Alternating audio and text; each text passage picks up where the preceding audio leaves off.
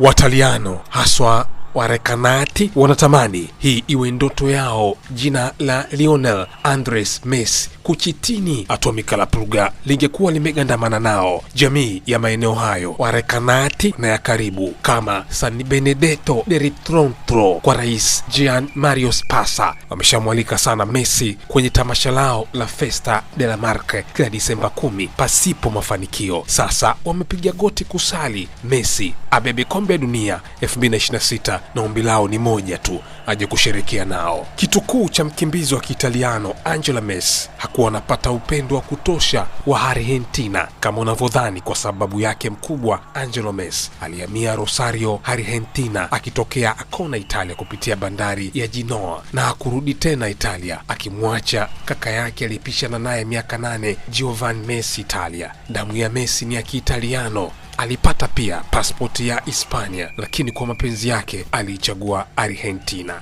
Baadhi yao hawakumuona kama shujaa, hajatoka mtaani kama Diego Armando Maradona, ana utukutu wa Kiargentina. Walikuwa na msakama kama wewe unavyomsakama Mbwana Samata, wao akidai akiwa Barcelona anajitolea mpaka tone la mwisho, lakini timu ya taifa Argentina hawamwelewi. Nyumbani Messi hakukuwa na chururu za kutosha, baba mchomea vyuma, mama mfanya usafi kwenye nyumba za watu. Wakaona uamuzi ni kuikimbia Argentina kwa muda, kwa sababu miaka 2001 Argentina ilikuwa na hali mbaya ya kiuchumi. Watu walikuwa na shindia miayo. Wazazi wakaona ni tiketi ya kwenda kuishi Ulaya iko mikononi mwao, baada ya Barcelona kutoa ofa ya juu ya kiumbe hiki cha ajabu kwa kutokea. Kwani Messi akiwa na miaka 9 tu ilikuwa kaida yake kuwatungua watu goli 7 mpaka 8. Kabla miaka 13 Messi alikuwa amefunga goli zaidi ya 500. Majivuno kwa Messi hapana. Aliulizwa swali kuhusu bao lake, lakini aliwataja wote wahusika.